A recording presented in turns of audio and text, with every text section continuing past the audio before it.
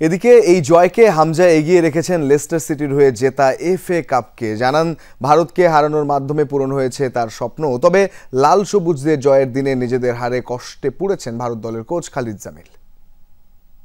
The coach with the coaching staff and the players, they've been here for 23 days. I think the coach said how many hours?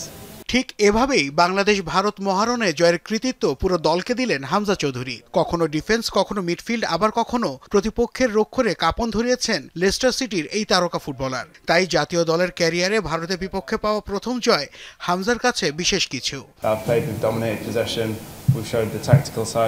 প্রতিটি জয় আনন্দের। Leicester সিটির হয়ে FA cup জয়ের চেয়েও ভারতের বিপক্ষে জয়ের অনুভূতি আলাদা।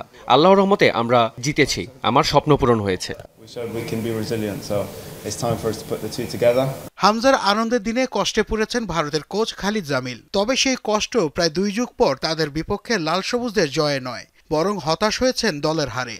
জয় পরাজয় খেলার অংশ, তবে 22 বছর পর বাংলাদেশ আমাদের বিপক্ষে জয় পেয়েছে সেই বিষয়ে কষ্ট নেই, বরং হতাশ হয়েছি দলের হার দেখে। আমরা বেশ কিছু তরুণ ফুটবলারকে নজরে রেখেছি, আশা করি ভালো একটি দল তৈরি করতে পারবো আমরা। ঠিক এই মুহূর্তে পৃথিবীর অন্যতম সুখী মানুষের একজন হেভিয়ার ক্যাব্রেরা বিগত কয়েকদিনের বয়ে যাওয়া ঝড়ঝাপটা দেখেছেন নিজ চোখে। তাই বছর শেষের আগে ভারতের বিপক্ষে জয়টা যে বড় অর্জন এই স্প্যানিয়ার্ডের।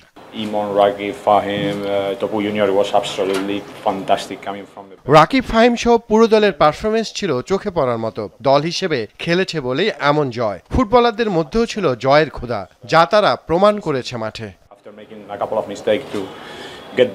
এবার আর হৃদয় ভাঙার গল্প নয়। জাতীয় স্টেডিয়ামে ভারতের বিপক্ষে জয়ের কাব্য রচনা করে নতুন ইতিহাস লিখল লাল সবুজরা, যেখানে আবেগে ভেসে যান কোটি ফুটবল প্রেমী সমর্থক। নাসিফ শুভ, যমুনা স্পোর্টস, ঢাকা।